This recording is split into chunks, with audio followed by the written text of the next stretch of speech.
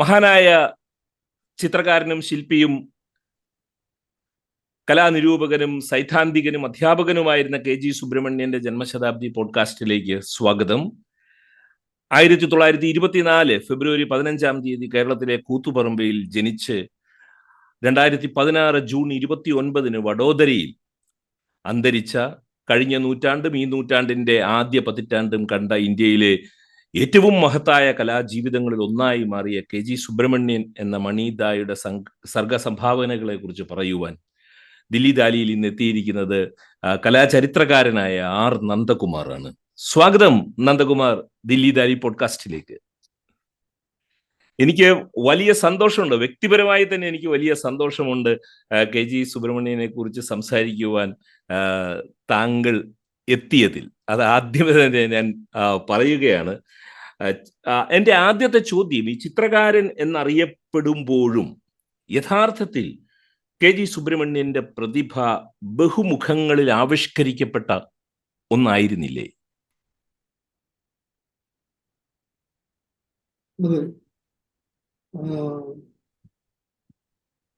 പറയുന്നത് ഒരു വാചകം ഞാൻ നമുക്ക് വേണ്ടി കേട്ടു. കാരണം ഗോപാലകൃഷ്ണൻ ഉള്ളതുപോലെ തന്നെ സന്തോഷം ഈ വിഷയത്തെപ്പറ്റി പറയാൻ എനിക്കുണ്ട്.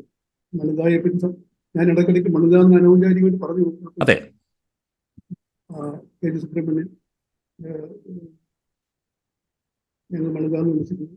അദ്ദേഹത്തെ പറ്റി സംസാരിക്കാൻ എന്താ പറയാ, പലപ്പോഴും ഞാൻ പ്രഭാഷണങ്ങളിലാണെങ്കിലും ക്ലാസ്സുകളിലാണെങ്കിലും അദ്ദേഹത്തെ ഉദ്ധരിക്കുന്നതും ഒക്കെ വളരെ ബ്രീഫായിട്ട് പറഞ്ഞു പോകുമല്ലാതെ ഞാൻ ഇതുവരെയും അദ്ദേഹത്തെ പറ്റി എഴുതിയിട്ടില്ല. അത് എഴുതാനുള്ളൊരു ധൈര്യം ഉണ്ടായിട്ടില്ല. അല്ല, അപ്പൊ ഞാൻ പറഞ്ഞത് അല്ല, ഓലക്ഷൻ ചോദ്യത്തിന്റെ ഉത്തരം അതിന് ആമുഖമായിട്ട് ഞാൻ പറഞ്ഞതാണ്. കാരണം അദ്ദേഹത്തെ പറ്റി ഇങ്ങനെ അവിടെ ആയിട്ട് ശിഥിലമായിട്ട് പറഞ്ഞു പോകേണ്ട അവസരങ്ങൾ പലപ്പോഴും ഉണ്ടായിട്ടുണ്ട്. ലൊക്കേഷൻസ് ഉണ്ടായിരിക്കാം, സംസാരിക്കുന്നു, ലെക്ചേഴ്സിലും ദീർഘമായിട്ട് അദ്ദേഹത്തെ പറ്റി മാത്രമായിട്ട് ഞാൻ ഇവർ സംസാരിച്ചിട്ടില്ല, എഴുതിയിട്ടുമില്ല. എഴുതാനുള്ള ഒരു എന്താ പറയാ, ഒരു കോൺഫിഡൻസ് തോന്നുന്നില്ല. ഈ പറഞ്ഞ ബഹുമുഖത്വത്തിന്റെ ഒരു സവിശേഷത കൊണ്ട് അതിനെ ആകമാനം സ്പർശിക്കത്തക്കവണ്ണമുള്ള ഒരു വീക്ഷണം എനിക്ക് രൂപപ്പെടുത്താൻ കഴിയാത്തതുകൊണ്ടായിരുന്നു. ഇത് വളരെ പ്രസക്തമായ ഒരു ചോദ്യമാണ്. എല്ലാവരും അഡ്രസ് ചെയ്തിട്ടുള്ള ഒരു ചോദ്യം കൂടിയാണിത്. പല ആളുകൾക്കും നമ്മുടെ നാട്ടിൽ പ്രത്യേകിച്ച് അതിനകത്ത് വേണ്ടത്ര അതിനെപ്പറ്റി അവയറല്ല എന്ന് എനിക്ക് തോന്നുന്നില്ല. ഇത് പറയുമ്പോൾ ഒരുപാട് അനുബന്ധമായിട്ടുള്ള വളരെ താത്വികവും സൈദ്ധാന്തികമായ കാര്യങ്ങളുടെ പശ്ചാത്തലത്തിലോ വെളിച്ചത്തിലോ വേണമെങ്കിൽ പറയാൻ. കാരണം ഞാനിപ്പോഴും ഈ എന്നെ ഏറ്റവും കൂടുതൽ എന്താ പറയാ, മണിതയുമായിട്ട് പരിചയപ്പെട്ട കാലം അദ്ദേഹത്തിന്റെ റൈറ്റിങ്സ് വായിക്കുമ്പോഴും പ്രഭാഷണങ്ങൾ കേൾക്കുമ്പോഴും ചിത്രങ്ങൾ കാണുമ്പോഴും പലതരത്തിലുള്ള ഇന്ററാക്ഷൻസിലൂടെ കടന്നു പോകുമ്പോൾ എനിക്ക് തോന്നുന്നു എന്നെ ആൾക്കൂടി കുഴപ്പിയിട്ടുള്ള കാര്യങ്ങൾ അദ്ദേഹം ഈ പറഞ്ഞ ബഹുമുഖത്വത്തിന്റെ വേറൊരു വശമാണ്. കാരണം ഞാൻ എൻ്റെ കഴിയപ്പെട്ടുള്ള കാഴ്ചപ്പാടുകളിലും വിശകലനങ്ങളും പഠനങ്ങളും ഒക്കെ ഞാൻ കൺസിസ്റ്റന്റ് ആയിട്ട് ഉപയോഗിക്കുന്ന എൻ്റെ മെത്തഡോളജിയുടെ ഭാഗമായിട്ട് ഒരു കോൺസെപ്റ്റ് ഉണ്ട്, role of the artist, role and image of the artist. Image എന്ന് പറയുന്നത് സെൽഫ് ഇമേജ് ആണ്. പക്ഷേ സെൽഫ് ഇമേജ് എന്ന് പറയുമ്പോൾ ഒരു ആർട്ടിസ്റ്റ് അല്ലെങ്കിൽ ഒരു individual artist, individual as artist, how does he see himself, അതായത് അദ്ദേഹത്തിന്റെ സെൽഫ് പെർസെപ്ഷൻ എന്താണ് ഒരു ആർട്ടിസ്റ്റ്. ഇത് വളരെ വിചിത്രമാണ്. കാരണം ഈ സെൽഫ് പെർസെപ്ഷനിലാണ് ഈ പറഞ്ഞ ആർട്ടിസ്റ്റിന്റെ റോള് സോഷ്യലി ഡിഫൈൻ ചെയ്യപ്പെടുന്നത്.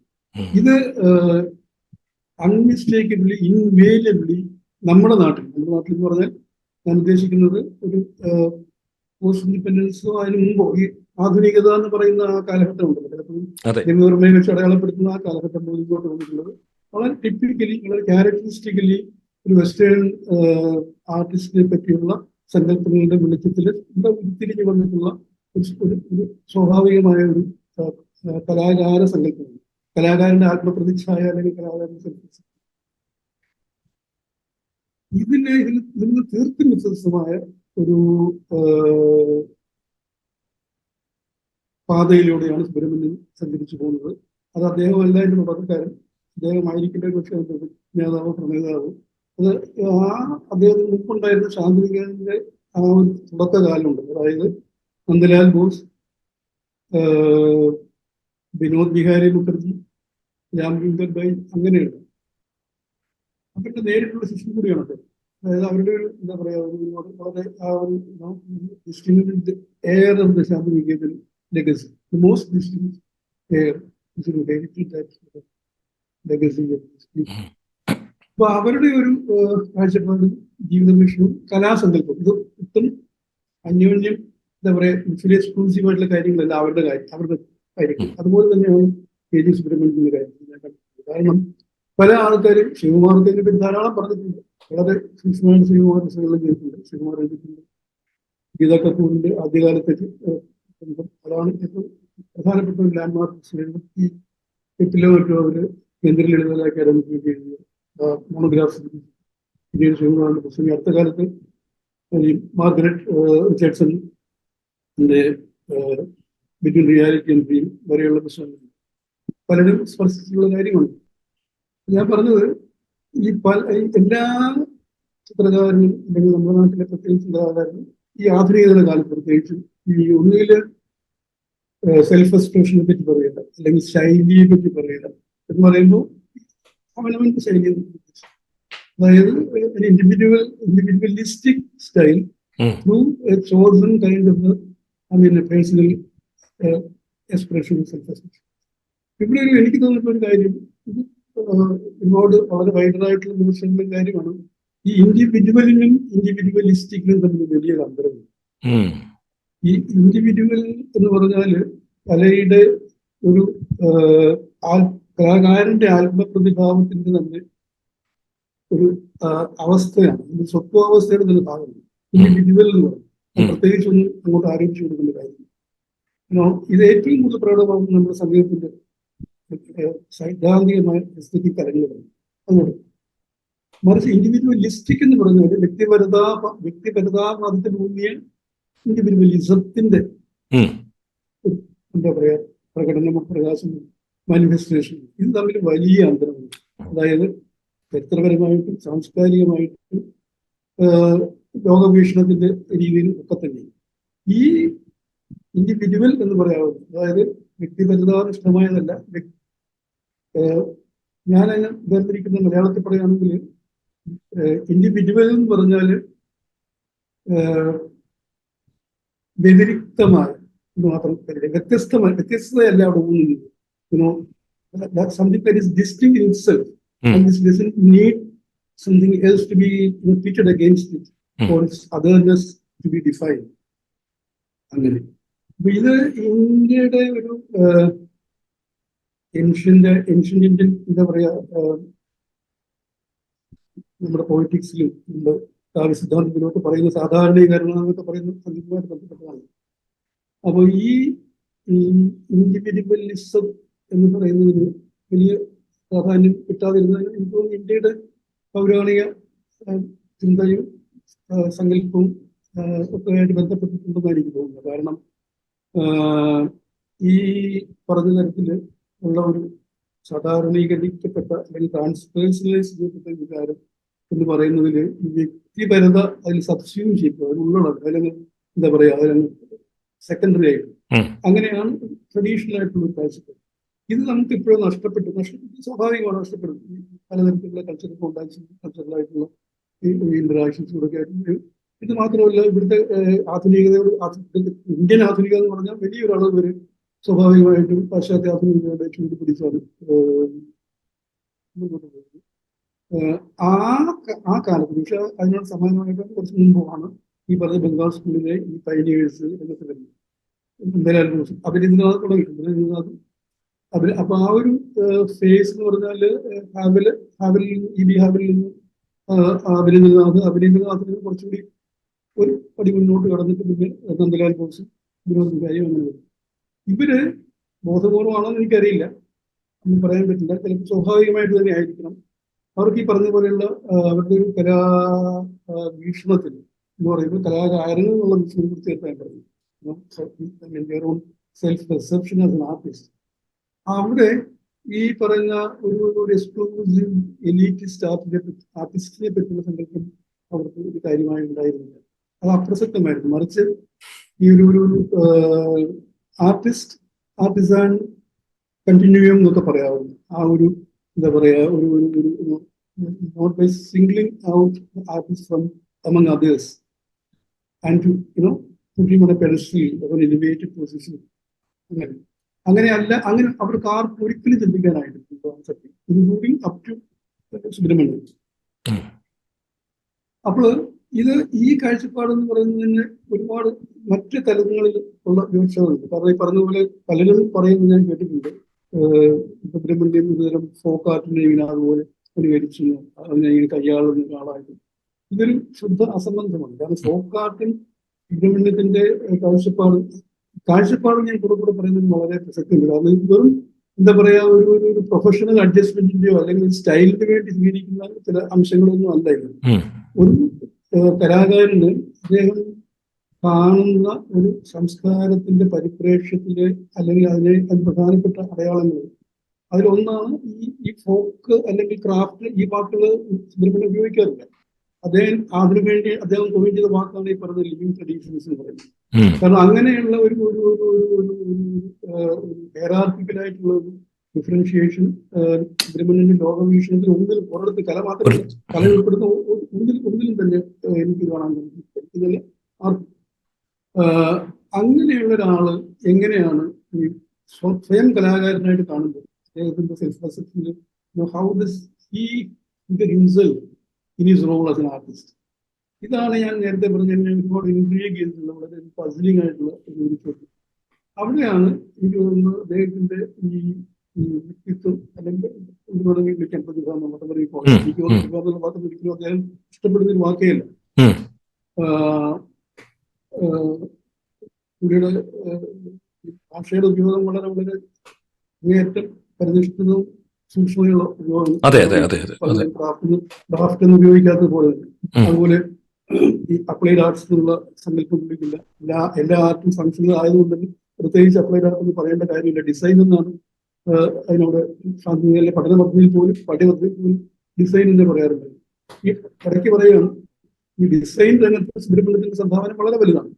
കാരണം ഈ ശുദ്ധകല അല്ലെങ്കിൽ high art, low art, craft, design, functional art, എന്താ പറയാ, ഇങ്ങനെയുള്ള വേർതിരിവുകൾ ആ കലാസങ്കല്പത്തിൽ തീർത്തും ഉണ്ടായിരുന്നില്ല. ഇതെല്ലാം അങ്ങോട്ടും ഇങ്ങോട്ടും ഓവർലാപ്പ് ചെയ്യുന്ന ഈ പറയുന്ന തരത്തിലുള്ള ഒരു ഹെറാർക്കിക്കൽ ഡിഫറൻഷിയേഷൻ യാതൊരു പ്രസക്തിയും ഇല്ലാത്ത, അതിനെ മുഴുവൻ നിരാകരിക്കുന്ന അതാണ് യഥാർത്ഥത്തിൽ ഈ ഹോളിസ്റ്റിക് ഒരു ടോട്ടാലിറ്റി എന്ന് പറയുന്നത്.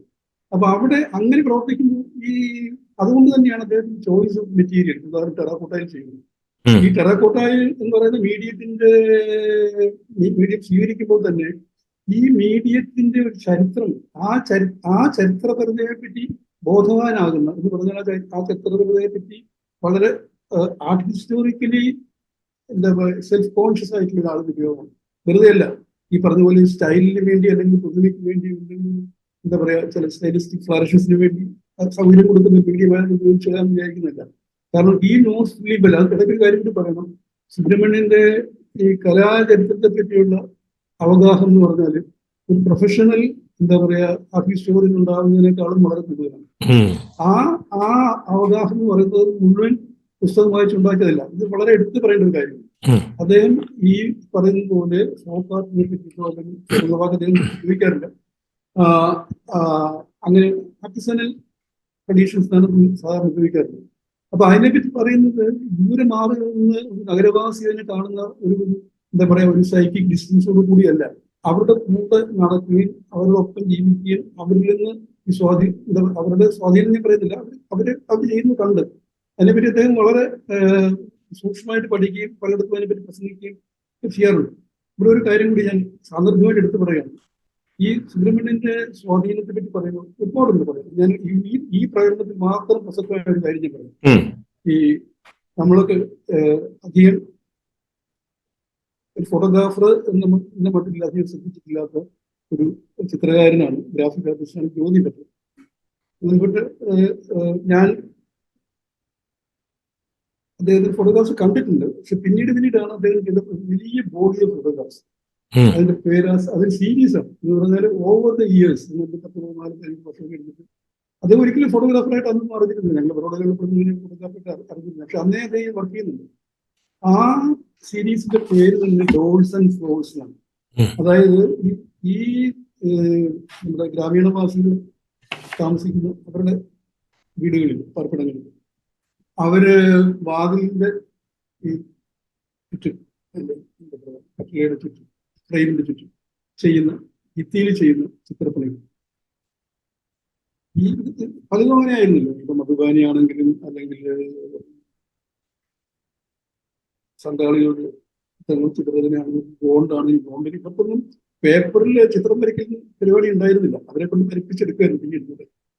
അപ്പൊ അങ്ങനെ അവര് ഈ ചെയ്യുന്ന ചിത്രങ്ങൾ അവരുടെ ഒരു റിയൽ ലൈഫ് എൻവയോൺമെന്റ് ചിത്രങ്ങൾ എന്താണ്, എങ്ങനെയാണ്, അത് എങ്ങനെ അവരുടെ ജീവിതത്തിന്റെ ഭാഗമാകുന്നു, ഇത് എങ്ങനെ ആ ഒരു പാരസ്പര്യം എന്ന് പറയുന്ന ഒരു ദ്രവ്യബന്ധം കൃത്യമായി എന്താ പറയുക ഒരു എർത്ത് ബൗണ്ടായ ഒരു ജീവിതാവസ്ഥയിൽ നിൽക്കുന്നു ചിത്രീകരിക്കല് അതിന് ഡോക്യുമെന്റ് ചെയ്യുന്ന സീരീസ് ആണ് ഈ പറഞ്ഞ ജോലിപ്പത്തിന്റെ ഈ പറഞ്ഞ ഡോൾസ് ആൻഡ് ഫ്ലോഴ്സ്.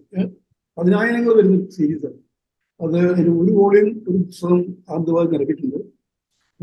പിന്നെ എക്സിബിഷൻസ് IGNCയിൽ വലിയൊരു കളക്ഷൻ ഉണ്ട്. 40,000 പ്രിൻസൺ എല്ലാം അൺലോഡ് എടുത്തിട്ടുള്ളതാണ്. അത് ഭാഗ്യവശാൽ അത് അവിടേക്ക് അക്വയർ ചെയ്യുന്നതിന് വേണ്ട നടപടിക്രമങ്ങൾ എന്റെ മേൽനോട്ടത്തിലാണ് നടത്താൻ കഴിയുന്നത്. പറഞ്ഞു ഏൽപ്പിച്ചു എന്റെ അടുത്ത്. ഞാൻ പറഞ്ഞു ഇത് മുഴുവൻ അദ്ദേഹം ചെയ്തത് സുബ്രഹ്മണ്യന്റെ സ്വാധീനത്തിലാണ്. സുബ്രഹ്മണ്യന്റെ കാഴ്ചപ്പാട്, ലോകവീക്ഷണവും ഈ പർട്ടിക്കുലറായിട്ട് ഈ വിഷയത്തിലുള്ള അദ്ദേഹത്തിന്റെ എന്താ പറയാ സമീപനവും മനസ്സിലാക്കി അതിൽ നിന്ന് അറിയാതെ സ്വാധീനം ഉൾക്കൊണ്ട് ചെയ്യുന്നതാണ് ജ്യോതിഷത്തിന്റെ ഈ ഫോട്ടോഗ്രാഫിക്കായുള്ള പ്രവർത്തനം. ഇത് മാത്രമല്ല സുബ്രഹ്മണ്യന്റെ ഈ പറഞ്ഞ ഈ പർട്ടിക്കുലർ വിഷയത്തിനോടുള്ള അദ്ദേഹത്തിന്റെ സമീപനത്തെ സബ്സ്റ്റാൻഷിയേറ്റ് ചെയ്യുന്ന ഒരു ബോഡി ഓഫ് വർക്കാണ് ഇനദർ മീഡിയം ഫോട്ടോഗ്രാഫി. അതാണ് ഈ പറഞ്ഞ ജ്യോതിഷത്തിന്റെ വർക്കെന്ന് പറയാൻ വേണ്ടി ഞാൻ പറഞ്ഞത്. അപ്പൊ അങ്ങനെ ഒട്ടനവധി മേഖലകളിൽ ഈ സുബ്രഹ്മണ്യന്റെ സ്വാധീനം നേരിട്ട് അറിഞ്ഞിട്ടുള്ള ഒരുപക്ഷെ അൺകോൺഷ്യസ് ആയിട്ട്, ചിലത് വളരെ കോൺഷ്യസ് ആയിട്ട് ഇപ്പം പലരും പറഞ്ഞിട്ടുള്ള കൂട്ടത്തില് ലക്ഷ്മ ഗൗഡ് പറഞ്ഞിട്ടുണ്ട്. ലക്ഷ്മ ഗൗഡ് അവിടെ ഇടയ്ക്കാൻ പറയുകയാണ്, ഞാൻ സുബ്രഹ്മണ്യത്തെ പറ്റി പറഞ്ഞിട്ടുണ്ട് ഡോക്യുമെന്ററി 30 മിനിറ്റ് വരുന്നു. അതിൽ ഇവരൊക്കെ സംസാരിച്ചിട്ടുണ്ട്. ലക്ഷ്മ ഗൗഡ് പറയുന്നുണ്ട്. അതായത് അദ്ദേഹം ഒരു ടിപ്പിക്കൽ ഗ്രാമീണനായിട്ടുള്ള ഒരു കുട്ടിയായിട്ട് ഇവിടെ ചെല്ലുന്നു. ആദ്യകാലത്ത് അദ്ദേഹത്തിന് വർക്കുകൾ ഇങ്ങനെ കണ്ടുകൊണ്ട് സുബ്രഹ്മണ്യമാണ് അദ്ദേഹത്തിന്റെ യഥാർത്ഥത്തില് how and where exactly does he find himself in his element? Lashma Gowd. What are his strengths and weaknesses? And which direction is better for him to pursue? എന്ന് അത് അദ്ദേഹത്തിന്റെ ലക്ഷ്മ ഗൗഡിന്റെ വാക്കുകളിൽ തന്നെ ഞാൻ കൃത്യമായിട്ട് പറയുന്ന ഇംഗ്ലീഷിലാണ് ആ കോൺവെർസേഷൻ ഉണ്ട്. അത് ഞാനൊരു 2005 ഷൂട്ട് ചെയ്യുന്നത്. അപ്പോഴും അദ്ദേഹം വളരെ എന്താ പറയാ ചാരിതാർത്ഥം എടുത്തു പറഞ്ഞൊരു കാര്യമാണ്. ഇങ്ങനെ ഒട്ടനവധി പേര് ഈ സ്വാധീനമൊന്നും സ്വാധീനിക്കാൻ വേണ്ടി ആരുടെ തലയിൽ അദ്ദേഹം അടിച്ചേൽപ്പിച്ചതല്ല. ഇപ്പോ അദ്ദേഹത്തിന്റെ കൃതികൾ വായിച്ച് 1978 മൂവി ഫോക്കസ് ഇറങ്ങുന്നത്. ഏതാണ്ട് 78-79 കാലത്ത് തന്നെ ഞാനത് വായിച്ചിട്ടുണ്ട്. യാദൃശ്യമായിട്ട് വായിച്ചല്ല, വായിക്കാൻ എന്റെ പ്രൊഫസറായിരുന്നു ഗുലാം ഷെയ്ഖ് പറഞ്ഞു, അങ്ങനെയാണ് വായിച്ചത്. അതെനിക്കൊരു വലിയൊരു ഐ ഓപ്പണറായി. ശരിക്കും പറഞ്ഞാൽ എന്റെ മൊത്തം അതുവരെ ഞാൻ പറഞ്ഞ കേരളത്തിൽ നിന്ന് ഞാൻ പോകുമ്പോൾ ഞാൻ ആർജിച്ചിരുന്ന, ഞാൻ കൂടെ കൊണ്ടുപോയ ആ ഒരു ബാഗേജ് ഉണ്ട്. അതിന്റെ മുഴുവൻ ഒരു അൺഡൂയിങ് ആയിരുന്നു ഈ പുസ്തകം എന്ന് പറഞ്ഞാൽ. 78 എഴുതിയ 78 പുറത്തിറക്കിയ ഈ പുസ്തകത്തിലെ ലേഖനങ്ങൾ അതിന് മുമ്പുള്ള 10 വർഷത്തിനുള്ളിൽ പബ്ലിഷ് ചെയ്ത 69 മുതൽ ഒരു 75-76 വരെയുള്ള കാലത്ത് എഴുതുകയാണ്. ഒരുപാട് എന്താ പറയാ ചലഞ്ചിങ് ആയിട്ടുള്ള ആ കാലത്ത് നിലവിലുള്ള കലാസംഗീതങ്ങളെ പൊളിച്ചെടുക്കുന്ന വളരെ ധിക്കാരം കലർന്ന അദ്ദേഹത്തിന് ടിപ്പിക്കലായിട്ടുള്ള ഹ്യൂമറും ധിക്കാരും എല്ലാം ചേർന്നിട്ടുള്ള ഉദാഹരണത്തിന് കാന്തരിസം കൊടികുത്തി വാഴുന്ന കാലമാണ്. കാന്തരിസത്തെ പറ്റി ഞാൻ എവിടെയോ പലയിടത്തും പറയുന്നുണ്ട്. അതിൽ ഒരിടത്ത് പറയുന്ന ഒരു പ്രയോഗമുണ്ട്. ഈ അറിയാമല്ലോ, ചില ആൾക്കാർ ഒരുപാട് ഈ ലിംഗം, യോനി എന്നൊക്കെ പറഞ്ഞിട്ടുള്ള ഇമേജറീസും സിംബൽസ് ഒക്കെ ഉപയോഗിച്ച് വരയ്ക്കുന്ന അങ്ങനെയുള്ള കാര്യങ്ങളെ പറ്റി പറയുന്നതാണ്. കൃത്യമായിട്ട് പേരെടുത്ത് പറയുന്നില്ല. അതിന് ഗ്രൂസം സലാഡ് ഓഫ് ജെനിറ്റേലിയ എന്ന് പറയുന്നത്. അപ്പൊ ഇങ്ങനെയുള്ള ഒരുപാട് ഒരുപാട് വളരെ രസകരമായ അതൊക്കെ ഒരു ഭയങ്കര ലിബറേറ്റിംഗ് ആയിട്ടുള്ള ഒരു തോട്ടായിരുന്നു എനിക്കൊക്കെ. കാരണം ഞാൻ അതിൻ്റെയൊക്കെ ഒരു ഹാങ് ഓവർ ഇങ്ങനെ ഇവിടുന്ന് എങ്ങനെയാണ് പുറത്തേക്ക് കിടക്കുക. I know that there is a way out and one has to go out. പക്ഷെ ഇത് ആരും കാണിച്ചു തരുന്നില്ല, എന്റെ ചിന്തയിലേക്ക് വരുന്നുമില്ല അങ്ങനെയൊക്കെയുള്ള സമയത്ത്. അപ്പൊ ഇങ്ങനെയുള്ള ഒട്ടനവധി മേഖലകളിൽ എന്താ പക്ഷെ ചോദ്യങ്ങൾ ഈ സർക്കാർ അപ്പുറത്തുള്ള അദ്ദേഹത്തിന്റെ സംഭാവനകളെ പറ്റിയായിരുന്നു തോന്നുന്നു അല്ലേ അത് ചോദിച്ചത്? അല്ലല്ല, ഞാൻ എന്റെ മനസ്സിൽ കരുതി വെച്ചിരുന്ന പല ചോദ്യങ്ങളുടെയും ഉത്തരം നന്ദകുമാർ പറഞ്ഞു കഴിഞ്ഞു. അത് സംസാരിച്ചു തുടങ്ങി. അതന്നെ എന്താ പറയാ, എന്റെ ക്രമമില്ലാത്ത അതാണ് അല്ല, അത് വളരെ നന്നായിരുന്നു. അതായത് അത് എല്ലാ മേഖലകളിലും വ്യാപരിച്ച് ഇങ്ങനെ പോയി. അതെ അതാണ് ഞാൻ പറയാൻ ഉദ്ദേശിച്ച ഒരു കാര്യം. അതാണ് അത് തന്നെ അത് ഇന്നലെ നമ്മൾ തമ്മിൽ സംസാരിച്ചപ്പോൾ തന്നെ പറഞ്ഞിരുന്നല്ലോ. ആ ചിന്തയുടെ രീതിയുടെ ഒരു മനോഹാരിതയാണത്. അപ്പൊ എനിക്ക് ഒരു ഈ അദ്ദേഹത്തിനെ കുറിച്ച് സാധാരണ പറയാറുണ്ടല്ലോ, അദ്ദേഹം കണ്ടംപററിയുമാണ് എന്നാൽ ട്രഡീഷണലുമായിരുന്നു. എന്താണ് ഈ അദ്ദേഹത്തിന്റെ കണ്ടംപററിനെസ്? എന്താണ് കെ ജി സുബ്രഹ്മണ്യന്റെ? അതൊരു വളരെ എന്താ പറയാ, വളരെ വളരെ ടെന്യൂവസ് ആയിട്ടുള്ള ഒരു ബന്ധമാണ്. ടെന്യൂവസ് എന്ന് പറഞ്ഞാല് ആംബിവലന്റ് അല്ല. കാരണം ആംബിവലന്റ് പറയാൻ കാരണം വളരെ സുസംസ്കൃതമായിട്ടുള്ള വെൽ കൺസിഡേർഡ് ആയിട്ടുള്ള നിലപാടുകൾ ഉണ്ടായിരുന്ന ഒരാളാണ് ആസ് എൻ ആർട്ടിസ്റ്റ്. അപ്പൊ അതുകൊണ്ട് ഒരിക്കലും വേഗോ അല്ലെങ്കിൽ ആംബിവലന്റോ അല്ലെങ്കിൽ അമോർഫസ് ആയിട്ടോ ഉള്ള ഒരു നിലപാടില്ല. ഈ കൺസിപ്പറേനിറ്റി എന്ന് പറഞ്ഞാല് ഞാൻ നേരത്തെ പറഞ്ഞ പോലെ രണ്ട് കാര്യങ്ങൾ ശിവകുമാർ പറഞ്ഞൊരു കാര്യമുണ്ട്. ഞാൻ ഇവിടെയൊക്കെ സൂചിപ്പിച്ചപ്പോൾ വേൾഡ് ആർട്ടിനെ പറ്റി ഇത്രയും അവഗാഹമുള്ള ഒരു കലാകാരൻ. അദ്ദേഹം ഏറ്റവും പുതിയ കാര്യങ്ങൾ ഏതാണ്ട് ഞാൻ അഭ്യസിച്ച് പഠിക്കുന്ന കാലത്തൊക്കെ തന്നെയും ആർണോൾഡ് ഹൗസറിനായിട്ട് ഡീകൺസ്ട്രക്ട് ചെയ്ത പുള്ളി എന്തെങ്കിലും സംഭാഷണത്തിൽ കൊടുക്കും. ഞാൻ ഒരു ബാഫ്ഡായി പോയി. കാരണം എൻ്റെ ഒരു ഐഡിയയിലായിരുന്നു ആർണോൾഡ് ഹൗസർ, അതിപ്പോഴും ആണ്. എന്നാലും അദ്ദേഹം അതിൽ കണ്ടെത്തിയ ഈ എന്താ പറയാ ആർണോൾഡ് ഹൗസറിന്റെ മെത്തഡോളജിയിൽ കണ്ടെത്തിയ ചില loopholes, how he can critique even as an eminent and art historian as Arnold Hauser is nothing short of I am completely embarrassed. അപ്പൊ അങ്ങനെയുള്ള ഒരാള് അദ്ദേഹത്തിന്റെ ആധുനികത സങ്കല്പം എന്ന് പറയുന്നത് ആധുനികതയെ പറ്റിയുള്ള എന്താ പറയാ പരിചയക്കുറവുകൊണ്ടോ അല്ലെങ്കിൽ വേൾഡ് ആർട്ടിനെ പറ്റിയുള്ള ഈ അജ്ഞാനം കൊണ്ടോ അല്ല. Very much absolutely well versed in conversant with the history of world art, different stylistic phases, movements, everything. But he still, അതാണ് ശിവകുമാർ കോണ്ടെക്സ്റ്റൽ മോഡേണിസം എന്ന് പറഞ്ഞ ശിവകുമാറിന് വളരെ പ്രസിദ്ധമായ ഒരു കോൺസെപ്റ്റ് ശിവകുമാർ പറയാൻ ശ്രമിച്ചു. കാരണം ഈ പറയുന്ന കാലഘട്ടത്തിൽ, അതായത് അഭിനന്ദനാഥിൽ തുടങ്ങി നന്ദലാലിലൂടെ വിനോദ് ബിഹാരി അങ്ങനെ പോകുന്ന ആ ഒരു ട്രജക്ടറിയിൽ ഈ അറിയാമല്ലോ രണ്ട് ഘട്ടങ്ങളുണ്ട്. ഒന്നായത് ഇൻഡിപെൻഡൻസ് സ്ട്രഗിളിന്റെ നാഷണൽ മൂവ്മെന്റിന്റെ കാലത്തെ സ്ട്രഗിൾ, ആ പൊളിറ്റിക്കൽ ആറ്റിറ്റ്യൂഡ് അല്ലെങ്കിൽ ഫിലോസഫി പറ്റും കൊളോണിയലിസത്തിനെതിരായിട്ടുള്ള നാഷണലിസത്തിന്റെ പേരുകൾ തേടി പോകുന്ന, ട്രഡീഷണൽ പേരുകൾ തേടി പോകുന്ന അങ്ങനെ കാലം. അപ്പൊ നമ്മൾ പറഞ്ഞുകൊണ്ടിരുന്നത് ഈ കണ്ടംപററിനെസ് എന്ന് പറയുന്നത് അദ്ദേഹത്തിന് എന്തായിരുന്നു? ഈ ട്രഡീഷനുമായിട്ട് വെച്ച് നോക്കുമ്പോൾ ശിവകുമാറിനെ കോട്ട് ചെയ്ത് സംസാരിക്കുകയായിരുന്നു. അത് നേരത്തെ പറഞ്ഞ പോലെ എന്താ പറയാ, ഈ ഒരുപാട് വൈരുദ്ധ്യങ്ങൾ എന്ന് പറഞ്ഞാൽ അങ്ങനെ ഒരു ലൗഡായിട്ടുള്ള ഓവർ സ്റ്റേറ്റഡ് ആയിട്ടുള്ള വൈരുദ്ധ്യങ്ങളല്ല. ഞാൻ ഉദാഹരണം പറയാണ്, ഗാന്ധിയൻ ആയിരുന്നു, വളരെ നല്ല തികഞ്ഞ ഗാന്ധിയൻ, പക്ഷെ ഒരു നോൺ ബിലീവറായിരുന്നു. എന്ന് പറഞ്ഞാൽ അടിയുറച്ച നോൺ ബിലീവറായിരുന്നു. എനിക്ക് തോന്നുന്നത് അദ്ദേഹം പറഞ്ഞിട്ടുള്ളത് എഴുത്തുകളൊക്കെ തന്നെ 15 വയസ്സ് കഴിഞ്ഞിട്ട് പിന്നെ അമ്പലങ്ങളിൽ പോകുന്നത് ശില്പകല കാണാൻ വേണ്ടി മാത്രമായിരുന്നു പറഞ്ഞത്. നമ്മുടെ IGNC ചെയ്ത ഡോക്യുമെന്ററി അദ്ദേഹം പറയുന്നുണ്ടല്ലോ. ഉണ്ട്. അത് പറയുന്നുണ്ട്. അതിന്റെ തലേന്ന് അത് വളരെ എടുത്തു പറയേണ്ട ഒരു സംഭവമായിരുന്നു. എന്താ പറയുക, ഒരു ഇൻസിഡന്റ് ആയിരുന്നു. കാരണം അദ്ദേഹത്തിന്റെ മനസ്സിലായത് 90-ാം പിറന്നാളാണ്. കൃത്യമായിട്ട് പറഞ്ഞാല് 2014 ഫെബ്രുവരി ഈ പറഞ്ഞ ഡേറ്റ് 15-ാം തീയതി 15. അപ്പോൾ മീഡിയ സംസാരിക്കുന്നു. ആ ഭാഗമൊന്നും സിനിമയില്ല കേട്ടോ. അതൊക്കെ അദ്ദേഹം വളരെ വ്യക്തമായിട്ട് ഒഴിവാക്കി. സിനിമയ്ക്ക് വേണ്ടി ഇപ്പോൾ ഇതൊന്നും ഓർമ്മയില്ല. പത്രക്കാരോടാണ് ബേസിക്കലി സംസാരിച്ചത്, വളരെ സംസാരിച്ചത്. അന്നാണ് അദ്ദേഹം വളരെ രസകരമായ ഒരു സ്റ്റേറ്റ്മെന്റ് പിറ്റേന്റെ പത്രങ്ങളൊക്കെ കഴിഞ്ഞത് ആ വരിയായിരുന്നു. 90-ാം പിറന്നാളാണ്. അതിന് വലിയൊരു സെലിബ്രേഷൻ ആയിരുന്നു ബറോഡ വാസിലേക്ക്. അവര് ഓൺ ദെയർ ഓൺ അത് ഒബ്സർവ് ചെയ്തു 90-ാം പിറന്നാൾ. കാരണം അത് ഇന്ത്യയുടെ നാനാഭാഗത്തു നിന്നുള്ള പിന്നെ 3 തലമുറയിൽപ്പെട്ട വനിതായുടെ ശിഷ്യന്മാരവിടെ എത്തിയിരുന്നു. എന്റെ തമിഴ്നാട് മുതൽ ഇന്ത്യയുടെ എല്ലാ ഭാഗത്തും പോട്ടെ അതെല്ലാം കഴിഞ്ഞു. അപ്പോൾ ആ പിറ്റേന്നത്തെ പത്രത്തിൽ തലവാദം ഇങ്ങനെയായിരുന്നു. I did not plan to be 90. I did not plan to be 80. Nor do I now plan to be 100. അങ്ങനെ അപ്പൊ എന്ന് പറയുന്നത് ഒരു വളരെ ജീവിതത്തെ വളരെ എന്താ പറയുക ലാഭോപയോഗം മനുഷ്യനാണ്. ദൈവവിശ്വാസി അല്ലെന്ന് പറയുന്നത് മുന്നോട്ട് പറയാം.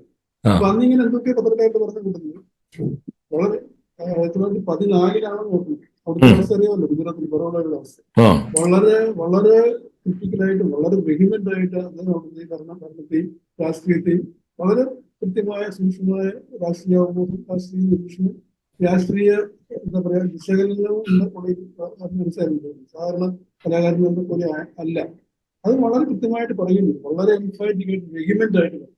അതൊന്നും റിപ്പോർട്ട് കിട്ടുന്നില്ല, പത്രങ്ങളും കാര്യമില്ല, പറയുന്നത് നാച്ചുറലി കാണില്ല. അപ്പൊ ഇത് പറഞ്ഞൊരു വാദം ഞാൻ ഓർക്കുന്നു, റിലീജിയനെ പറ്റി പറഞ്ഞത്. Religion is N essential form of is a necessary form of even self-deception. Okay. Which man's surrenders.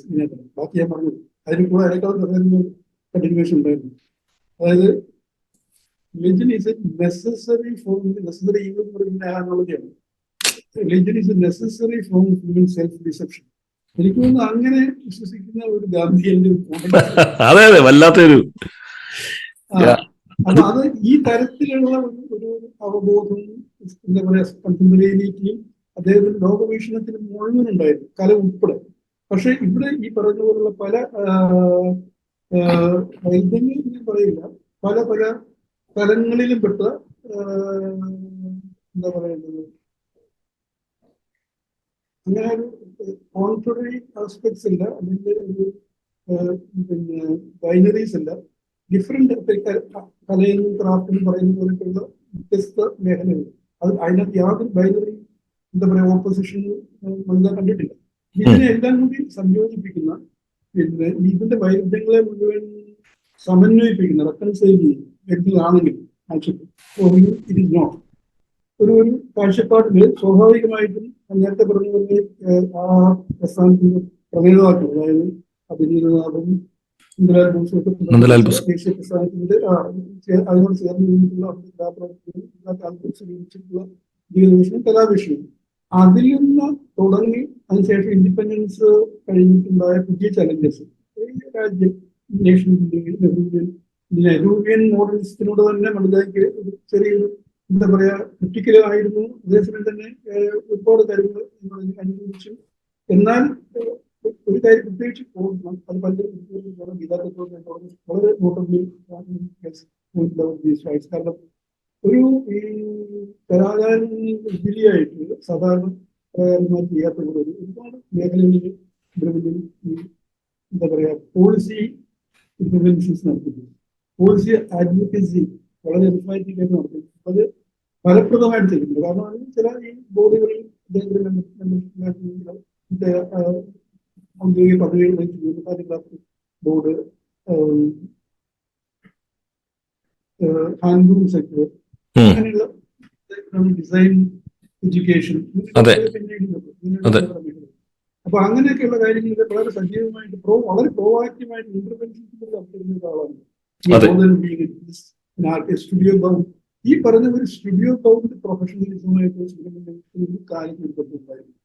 ഇങ്ങനെയുള്ള ഒരാളുടെ കണ്ടംപററിറ്റി എന്ന് പറയുന്നത് സ്വാഭാവികമായിട്ടും നമ്മുടെ നാട്ടിൽ എന്താണ് കണ്ടുവരുന്നത്? പുതിയ വർണ്ണം ഈ ഏതാണ്ട് രവിവർമ്മയുടെ കാലം പോയി മുന്നോട്ട് പറഞ്ഞു തുടങ്ങിയാൽ ഈ നമ്മുടെ ഈ രണ്ട് കാര്യങ്ങൾ ട്രഡീഷണൽ മോഡേണിറ്റിയും ഇതിനെ പിന്നെ ഡിഫൈൻ ചെയ്തിരുന്ന അതാത് കാലത്തെ പാരാമീറ്റേഴ്സ്. രവിവർമ്മയുടെ കാലത്ത് അറിയാമല്ലോ, വളരെ പ്രസിദ്ധമായിട്ടുള്ള മറ്റേ ഡോട്ട് ലേക്കയുടെ ഒരു പ്രസംഗമുണ്ട്, യൂറോപ്യൻ റിയലിസത്തിന്റെ കാര്യത്തിൽ ഉപയോഗിച്ച് നിങ്ങളുടെ പുരാണങ്ങളെ വ്യാഖ്യാനിക്കാൻ പറഞ്ഞത് ആൾമോസ്റ്റ് വാച്യാർത്ഥത്തിൽ ഇവർക്ക് വരച്ചു വിടും അല്ല എന്ന് നമുക്ക് പറയാം. പക്ഷെ അതായിരുന്നു അതിന്റെ ഒരു സത്തതായിരുന്നു. ഈ പൗരാണിക തീംസ് എന്ന് പറയുന്നത് ട്രഡീഷൻ അല്ലെങ്കിൽ അതാണ് കണ്ടന്റ്. സമകാലീനത എന്ന് പറഞ്ഞാൽ യൂറോപ്യൻ റിയലിസം. ഈ 1906 യൂറോപ്പിൽ കണ്ട യൂറോപ്യൻ റിയലിസം ആയിരുന്നു നമ്മൾ വേറെ കാര്യം. 1906 യൂറോപ്പിൽ പഠിക്കുമ്പോൾ പിക്കാസോ ചെയ്ത വർഷമാണ്. 1907 എക്സിബിറ്റ് ചെയ്യുന്നത് കാലം കഴിഞ്ഞു. അപ്പൊ ആ കാലത്തെ യൂറോപ്യൻ റിയലിസം എന്ന് പറയുന്നത് വിവാഹമില്ല, അതൊന്നും നല്ല കാലം. എനിവേ കോൺസെപ്റ്റ് ബേസിക് അതിന്റെ ഡ്രൈവിംഗ് ഫോഴ്സ് എന്ന് പറയുന്നത് ഇന്ത്യൻ മോഡേണിസത്തിന് ഒരു ഡ്രൈവിംഗ് എന്താ പറയാ ഡ്രൈവിംഗ് ഫോഴ്സ് എന്ന് പറയാം. ഇതായിരുന്നു ഈ പറഞ്ഞ ട്രഡീഷണൽ മോഡേണിറ്റിയും തമ്മിലുള്ള പരിവർത്തിക്കവും അല്ലെങ്കിൽ ഒരു സബിൻഡോ ഒക്കെ. അപ്പൊ അത് ട്രഡീഷൻ എന്ന് പറഞ്ഞാൽ ഇന്ത്യൻ പൗരാണികത അന്ന് ആ കാലത്ത് മോഡേൺ ഇതിങ്ങനെ വന്ന് ഒരു 60 പറയാവുന്ന പോലെ ഈ സൗത്ത് ഇന്ത്യയിലാണ് ഇങ്ങനെ ഒരു പാരഡൈമിന് അകത്ത് എല്ലാ പ്രവർത്തിക്കുന്ന ആളുകൾ വളരെ ചുരുക്കമാണ്. ഈ പാരഡൈമിന് പുറത്തു നിന്ന് പ്രവർത്തിച്ചിട്ടുള്ള ഡെഫിനറ്റ്ലി ഞാൻ നേരത്തെ പറഞ്ഞു എന്തായാലും അദ്ദേഹത്തിന്റെ ഉണ്ടായിരുന്നു. അതായത് എല്ലാവരും അഭിനന്ദനാഥ് മുതലുള്ള മുതലുള്ള അപ്പൊ അതിന് തുടക്കത്തിൽ ചെറിയ അപകടമുണ്ട്. ഹാവലിന്റെ കാര്യത്തിൽ മാത്രം റിപ്പോർട്ട് അതുകൊണ്ട് അത്യാവശ്യമാക്കുന്നത്. ഹാവലിന്റെ ഈ പൗരാണിക സമീപനം ഇന്ത്യയുടെ പൗരാണിക തിരിച്ചു പോകുന്നത് പറയുന്നത് ആശാസ്യമായ കാര്യം. അതൊക്കെ പറയാണ്.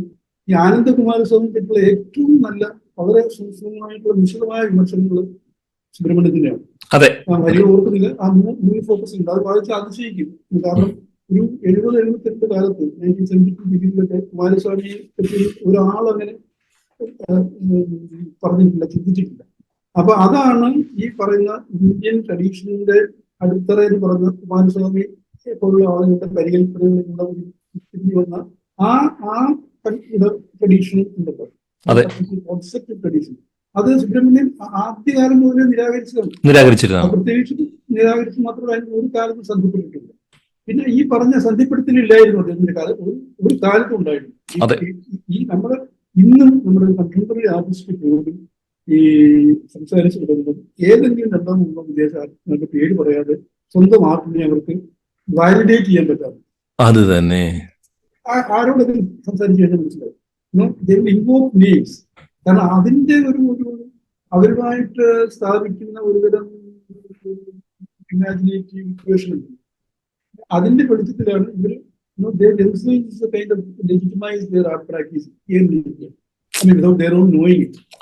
ഇങ്ങനെയാണ് ചരിത്രമാണ്. അല്ലാത്തില്ലെന്നില്ല. മോസ്റ്റ്ലി നമ്മുടെ ഏറ്റവും വലിയ സക്സസ്ഫുൾ ആയിട്ടുള്ള സക്സസ് പറഞ്ഞാൽ എന്താണ്? ഗാലറിക്കാർ കൊടുക്കുന്ന കാശ് എത്രയുള്ളൂ, മാർക്കറ്റ് റേറ്റ്, അതാണ് സക്സസ് എന്ന് പറയുന്നത്. ഇതിന് പ്രത്യേകിച്ച് കൊടുക്കണം. ഇങ്ങനെ ഒരു ഗാലറിയുടെ റേറ്റിംഗ് വിധേയമായിട്ട് അല്ലെങ്കിൽ അതിനോടനുബന്ധിച്ചിട്ട് നമ്മൾ ഈ പറയുന്ന ഈ ആർട്ട് വേൾഡ് പ്രാക്ടീസ് ഉണ്ട്. ആർട്ട് വേൾഡ് പ്രാക്ടീസ് എന്ന് പറയുന്നത് ഒരു സ്റ്റുഡിയോ ബൗണ്ട് പ്രൊഫഷണലിസം. ഈ പറയുന്ന പ്രൊഫഷണലിസം കൾച്ചറൽ ഹൊറൈസണിനെ മുന്നിൽ കണ്ടുകൊണ്ട് സ്റ്റുഡിയോ ബൗണ്ട് പ്രൊഫഷണലിസത്തിന്റെ നോംസിന് വെളിയിൽ അല്ലെങ്കിൽ അതിന് ഒരിക്കൽ സറണ്ടർ ചെയ്യാതെ അതുമായിട്ട് ബന്ധപ്പെടാതെ പ്രവർത്തിച്ച ഒരാളായിരുന്നു സുബ്രഹ്മണ്യൻ. അതുകൊണ്ട് തന്നെ അദ്ദേഹത്തിന്റെ സെൻസ് ഓഫ് കോണ്ടംപറേരിറ്റി എന്ന് പറഞ്ഞത് അല്ലെങ്കിൽ ഒരു കോൺസെപ്റ്റ് കോണ്ടംപററി ആർട്ട് അല്ലെങ്കിൽ ആർട്ടിസ്റ്റിക് പ്രാക്ടീസ് പറയുന്നത് ഇതെല്ലാം ഉൾക്കൊണ്ടുകൊണ്ട് എന്നാൽ ഇതിൽ നിന്നെല്ലാം ബോധപൂർവ്വം മാറി എന്നല്ല പറഞ്ഞു. choose anything from them, not even as a point of departure. It was not under any compulsion to do so. അതാണ് പ്രധാനം. കാരണം ഞാൻ പറയാൻ കാരണം ഇതിന് വലിയ കണ്ടംപററി എന്ന് പറഞ്ഞാൽ കഴിഞ്ഞ ഒരു ആഫ്രിക്കയുടെ ഒരു പകുതി കാലം പോലും 60 വലിയ ഉദാഹരണം പറഞ്ഞാൽ ബോംബെ പ്രോഗ്രസീവ്സ്. അവർ വളരെ സെൽഫ് പ്രൊഫസഡ്ലി എന്താ പറയാ ഒരു വെസ്റ്റേണൈസ്ഡ് കൂട്ടരായിരുന്നു. അങ്ങനെയാണ് പറഞ്ഞത്. അവർ ഇന്ത്യയുടെ ട്രഡീഷനുമായിട്ട് ബന്ധപ്പെടാൻ ആഗ്രഹിച്ചിരുന്നില്ല. കാരണം അതിന് അനുയോജ്യമായ ഒരു കാലാവസ്ഥ ഉണ്ടായിരുന്നു. നാഷണൽ പരിഗണിക്കുന്നത് ഏതോ ഒരു നമ്മുടെ സമീപകാലത്തുള്ള ആ കുട്ടിക്ക് പറഞ്ഞിട്ടുണ്ട്, തോമസ് ആണെന്ന് തോന്നുന്നു. അങ്ങനെ പറഞ്ഞിട്ടുണ്ടല്ലേ ഇന്ത്യൻ പ്രതിസന്ധിയെ പറ്റി പറയും. കാരണം ഇന്ത്യൻ ട്രഡീഷണൽ ആയിട്ടുള്ള ഇന്ത്യൻ കൾച്ചർ എന്ന് പറയുന്നത് ഒരു വെസ്റ്റേണൈസ്ഡ് ഇന്ത്യൻ ജനത ശരാശരി ആകമാനം എടുത്ത് നോക്കിയാൽ ഈ മൂന്നാം രാജ്യം മൂന്നാം രാജ്യത്തിന്റെ ജീവിതാവസ്ഥയുമായിട്ട് ബന്ധപ്പെട്ട് അവസ്ഥയിൽ സമാനമായ ജീവിക്കുന്നതാണ്. ഇവിടുത്തെ പിന്നെ ഗവൺമെന്റും അഡ്മിനിസ്ട്രേറ്റീവും ഇപ്പോഴല്ല, എത്ര 2 ദശകങ്ങൾക്ക് മുമ്പ് അല്ലെങ്കിൽ നെഹ്റുവിൻ കാലത്തെ കാര്യമായി പറഞ്ഞു. ആ മനുഷ്യൻ ഉദ്ദേശിക്കുന്നത് രണ്ടാം ലോകത്തിന്റെ പിന്നെ ആശയങ്ങളുമായിട്ടും നിലപാടുകളുമായിട്ടും അതുപോലെ വിദേശ നയങ്ങളുമായിട്ട് ബന്ധപ്പെട്ടിരുന്ന ഗവൺമെന്റ് നെഹ്റുവിൻ ആ ലെഗസി. എന്നാൽ ഇവിടുത്തെ ചിത്രകാരന്മാർ ഒന്നാം ലോക ചിത്രകാരന്മാർ എന്ന് പറഞ്ഞാൽ മുമ്പ് ആൾക്കാർ ഒന്നാം ലോകമായിട്ട് മാത്രം ഐഡന്റിഫൈ ചെയ്യുന്നത്. വളരെ ഗംഭീര വളരെ പ്രധാനപ്പെട്ട ഒരു നിരീക്ഷണം, വളരെ പ്രധാനപ്പെട്ട ഒരു നിരീക്ഷണമാണ്. ബ്രിട്ടീഷ് ഇതാരും പറഞ്ഞിട്ടില്ല. പക്ഷെ അതിന് വളരെ മുമ്പ് ഗീതാ കപൂർ പറഞ്ഞൊരു കാര്യമുണ്ട്. നമ്മുടെ കലാകാരന്മാരെല്ലാവരും നഗരങ്ങളിൽ കേന്ദ്രീകരിച്ചാണ് അവിടെ ആർട്ട് പ്രാക്ടീസ് എന്ന് പറഞ്ഞിട്ട് അതിനെപ്പറ്റി പറയുന്നത്. പക്ഷെ അതായത് നഗരങ്ങളിൽ കേന്ദ്രീകരിച്ചുള്ള ആർട്ട് പ്രാക്ടീസ് അതിനോടൊപ്പം നിലവിൽ വരുന്ന ആർട്ട് മാർക്കറ്റ് എന്ന് പറയുന്നത് ഏറെക്കുറെ സജീവമാകുന്നത് ഈ കഴിഞ്ഞ 2-3 ദശകങ്ങൾക്കുള്ളിലാണ് ഈ ആക്റ്റീവായിട്ടുള്ള ആർട്ട് മാർക്കറ്റ്. ഈ ആർട്ട് മാർക്കറ്റ് നിയന്ത്രിക്കുന്ന ഒരുപാട് വേറെ വേറെ ശക്തികളുണ്ട്. അതായത് ഡീലേഴ്സ് ഉണ്ട്, ഗാലറി സിസ്റ്റം ഉണ്ട്, അതിന്റെ ചുറ്റുപുറം എന്താ പറയുക പെരിഫറലായിട്ട് പ്രവർത്തിക്കുന്ന കലാനിരൂപകരുണ്ട്. ഈ ഇപ്പൊ എന്താ സംഭവിക്കുന്നത് വെച്ചാൽ ഈ ഗാലറി റേറ്റിംഗ് അറിഞ്ഞോ അറിയാതോ എസ്തെറ്റിക് നോംസ് ആയിട്ട് പരിവർത്തനപ്പെടുകയാണ്. വളരെ രസകരമായ കാര്യമാണ്. എന്റെ പേഴ്സണൽ അനുഭവം പറയാൻ ഞാനങ്ങനെ ഒരു ഗാലറി പെയിന്റിംഗ് ഒരാളല്ല. എഴുതാൻ ആവശ്യപ്പെട്ടിട്ട് എഴുതിയിട്ടുണ്ട്. എഴുതിയിട്ടുള്ളതിൽ എനിക്ക് തോന്നുന്നത് 3-4 പ്രാവശ്യം ഞാൻ എഴുതിയിട്ടുള്ളത് 4 പ്രാവശ്യം പബ്ലിഷ് ചെയ്യാൻ ചെയ്യാതെ എന്താ പറയുക കില്ല് ചെയ്യാൻ കളയല്ല. റിഫ്യൂസ് എന്നോട് ചോദിച്ചു അത് മാറ്റാൻ വേണ്ടി എടുക്കാമോ, അതങ്ങനെ ചെയ്യാൻ വേണ്ടി ഒഴിവാക്കും. കാരണം അവർക്ക് വേണ്ടത് എന്റെ റൈറ്റിംഗ് അല്ല അവർക്ക് വേണ്ടത് എന്ന് പറഞ്ഞാൽ promotional writing, obligatory writing, sponsored writing, ആർട്ടിസ്റ്റിനെ ബൂസ്റ്റ് ചെയ്യാം. എന്താ പറയാ ആർട്ടിസ്റ്റ് പ്രൊഫൈൽ റൈറ്റിംഗ്. അപ്പൊ ഈ അങ്ങനെ ഒരു കലാനിരൂപതയിലൂടെ രംഗത്ത് വരുന്ന അല്ലെങ്കിൽ പ്രചാരത്തിൽ വരുന്ന ഈ എസ്തെറ്റിക് നോംസ് പിന്നീട് സ്ഥിരീകരണം കിട്ടുന്നത് ഗാലറി പ്രവർത്തനങ്ങളിലൂടെ. ഇതെല്ലാം കൂടി ചേർന്നിട്ടാണ് ഒരു പ്രൊഫഷണൽ ആർട്ടിസ്റ്റിന്റെ വേൾഡ്. അതിന്റെ കരിയർ മാനേജ്മെന്റ്, കരിയറിസ്റ്റിക് എന്താ പറയാ പ്രോസ്പെക്ട്സ് എല്ലാം കൂടി ചേർന്നിട്ടാണ് ഒരു കലാകാരന്റെ ആർട്ട് വേൾഡിലെ സ്ഥാനം തീരുമാനിക്കുന്നത് അല്ലെങ്കിൽ നിയന്ത്രിക്കുന്നത്. ഇതിൽ നിന്ന് വ്യത്യസ്തമായിട്ടൊരു കലാപ്രവർത്തന രീതി സ്വീകരിക്കുക എന്ന് പറയുന്നത് അത് അങ്ങനെ വലിയ എന്താ പറയാ സ്വയം പ്രഖ്യാപിതമായ മാനിഫെസ്റ്റോകളോ അല്ലെങ്കിൽ അങ്ങനെയൊന്നും ആയിരുന്നില്ല. In his own way, very silent way, but very proactive. Silent എന്ന് പറഞ്ഞാൽ റെഫ്യൂസ് ആയിട്ട് മാറിയിട്ടുണ്ടല്ല. ഈ എല്ലാ കാര്യങ്ങളിലും വളരെ വളരെ പ്രോആക്റ്റീവായിട്ട് ഇന്റർവ്യൂ ചെയ്യുകയും വളരെ കൃത്യമായി ഈ സാമൂഹ്യ യാഥാർത്ഥ്യത്തെ മനസ്സിലാക്കുകയും പ്രതികരിക്കുകയും ചെയ്ത ആളും കൂടിയാണ്. അപ്പൊ അങ്ങനെ വരുമ്പോൾ ഞാൻ ഈ പറഞ്ഞതുപോലെ ഈ contemporaneity എന്ന് പറയുന്നത് it's not a contemporaneity that could be pitted against some kind of an imagined tradition. I mean, whatever it is, the kind of tradition that keeps changing, from time to time according to the kind of gravities that are being attributed to it, to the concept that is the way it is defined. അപ്പൊ അങ്ങനെയല്ല, അത് അദ്ദേഹത്തിന്റെ കരിയറിന്റെ കലാ പ്രാക്ടീസിന്റെ തുടക്കത്തിൽ തന്നെ നിരാകരിച്ചതാണ്. അതും വളരെ ശ്രദ്ധേയമാണ്. കാരണം 40കളിലും 50കളിലും ഒക്കെ തന്നെ ഈ പറഞ്ഞ തരത്തിലുള്ള ഇന്ത്യൻ പൗരാണികത എന്ന് പറയപ്പെടുന്ന സോക്കോൾഡ് ട്രഡീഷൻ ഉണ്ടല്ലോ. ട്രഡീഷൻ പറയപ്പെടുന്ന എന്താ ഒരു ഇൻവെന്റഡ് ട്രഡീഷൻ, അതിനെ നിരാകരിക്കാനുള്ള ഒരു വളരെ എന്താ പറയാ ഫാർസൈറ്റായിട്ടുള്ള ഒരു നിലപാട് ആ കാലത്ത് വേറൊരു കലാകാരനുണ്ടാകുന്നില്ല.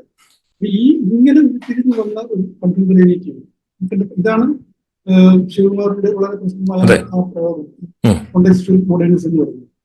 ഇത് അപ്പൊ അതുകൊണ്ട് ഈ പിന്നെ സുബ്രഹ്മണ്യത്തിന്റെ ചിത്രങ്ങളിലെ കണ്ടംപറേനിറ്റി എന്ന് പറഞ്ഞാൽ അളക്കുന്നത് മറ്റൊരാളിന്റെ നോംസിന്റെ ഉദ്ദേശിക്കുന്നത് അങ്ങനെയാണ്. വളരെ എളുപ്പമാണ്. നമ്മുടെ ഒരാൾ കണ്ടംപററി ആണോ എന്ന് തീരുമാനിക്കുന്നത് ഇമ്മീഡിയറ്റ്ലി അടുത്ത സെന്റൻസിൽ 2 വിദേശ ചിത്രകാരന്മാരുടെ ശില്പിയുടെ പേര് പറഞ്ഞിട്ടാണ്. അവർ തമ്മിലുള്ള ഒരു പറഞ്ഞോ പറയപ്പെടാത്തത് സ്റ്റേറ്റഡ് ഒരു അൺസ്റ്റേറ്റഡ് ഒരുതരം സ്റ്റൈലിസ്റ്റിക് അബിലിറ്റീസ്. അത് വളരെ അഭിമാനത്തോടെ പറയുന്നു ഇന്നാള്. അതായത് how we are again in practice.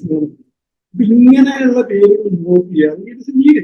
Not that അതിന്റെ ആലോചിക്കണം. Not that he was aware of anything in this kind. He is perhaps much more aware than many people. He knows it fully well. അങ്ങനെ അല്ലാത്തൊരു പാത വളരെ സ്വാഭാവികമായിട്ട് വളരെ മുമ്പ് വരുന്നത് ആ പ്രാക്ടീസിന്റെ തുടക്കത്തിൽ തന്നെ സ്വീകരിച്ച ഒരാളായിരുന്നു തോന്നുന്നത്. അതുകൊണ്ട് തന്നെ എനിക്ക് തോന്നുന്നത് ഈ എന്താ പറയാ, ഞാനീ പറഞ്ഞ പോലെയുള്ള ഒരു പലതരത്തിലുള്ള അബ്സ്ട്രാക്ഷൻസ് ആദ്യകാലത്ത് ശൈലികളുണ്ടായിരുന്നു. കമ്പീസിന്റെ ശൈലിയിൽ ശൈലിയുണ്ട്. ഒരു ചെറിയ പീരീഡ് ട്വിസ്റ്റിക് ആയിട്ടുള്ള പീരീഡുണ്ട് 50-കളിലൊക്കെ. അതൊക്കെ വളരെ അത് പിന്നെ എന്നൊക്കെ പറഞ്ഞാൽ ബ്രഷ് വർക്കിന്റെ പ്രത്യേകത, ചൈനീസ് കല്ലിഗ്രാഫിയുടെ കലാസ്വാധീനങ്ങൾ വളരെ അതിന്റെ കുറെ അധികം ചിത്രങ്ങളെ പലരും വീക്ഷിച്ചിട്ടുണ്ട്. ചെറിയ ചെറിയ പോയിന്റ്സ് ഇതിൽ നിന്നെല്ലാം കടന്നു വന്നിട്ടാണ് അദ്ദേഹത്തിന്റെ ഈ പറഞ്ഞ തരത്തിലുള്ള ക്യാൻവാസുകളും ന്യൂമറേഷനും ഒക്കെ തന്നെ കാണുന്ന ശൈലി ഉണ്ടായത്. അത് എല്ലാ പരസ്പരം ബന്ധപ്പെട്ടാണെങ്കിൽ എല്ലാം ഒരുപോലെയല്ല. ക്യാൻവാസിലെ ഫിഗറിൽ മറ്റൊരു കാണാനില്ല. അത് ഈ ഫിഗറിൽ ഇമേജിന് ഉദാഹരണം പറഞ്ഞാല് ശാന്തിനികേതൻ. അത് ഞാൻ എടുത്തു പറയുന്ന കാര്യം, ഈ ശാന്തിനികേതന് കലാഭവന്റെ മുമ്പിൽ, കലാഭവന്റെ ബിൽഡിംഗ് അത് 4 ചുവരുകളും കവർ ചെയ്തിട്ട് 2009 ചെയ്ത ഒരു മ്യൂറലുണ്ട്. 2009 40-45 ദിവസങ്ങളിലാണ് തീർന്നത്. അപ്പൊ അതിന് മുമ്പ് അതേ സ്ഥലത്ത് അതേ 4 ചുവരുകളിലും ഉണ്ടായിരുന്ന മണിനാഥൻ ചെയ്തതാണ്. അത് ചെയ്തത് എനിക്ക് തോന്നുന്നത് 1990-93 പീരീഡിലാണ് ചെയ്തത്. അപ്പൊ അത് പിന്നെ ഓർമ്മയുണ്ടോ, കണ്ടിട്ടുണ്ടോ? രണ്ടാമത് പറഞ്ഞ കണ്ടിട്ടുണ്ട്. അതിന്റെ തന്നെ ഒരു മെത്തേഡിലാണ് അത് ചെയ്തിരുന്നത്. പക്ഷെ എൻറ്റയർലി ഡിഫറെന്റ് ആയിരുന്നു ഇമേജറി. ഞാൻ ഇമേജറിയെ പറ്റിയാണ്. അപ്പൊ ഇത് അതിന്റെ രസകരമായ കാര്യം പേഴ്സണൽ കോൺവെർസേഷൻ പറഞ്ഞതാണ്. ഈ 90-93 ചെയ്ത വർക്ക് പിന്നെ ഒരു കാര്യം കൂടി സാമൂഹ്യം പറയണം. അദ്ദേഹത്തിന് സ്വന്തം കലയെ പറ്റി യാതൊരു ഈ മഹത്തായ കല ഇങ്ങനെ എഴുതി അണ്ടർലൈൻ ചെയ്ത് പിന്നെ നിൽക്കുന്ന ആ പരിപാടിയില്ല. അതായത് ഇത് പെരിഷബിൾ ആണ്.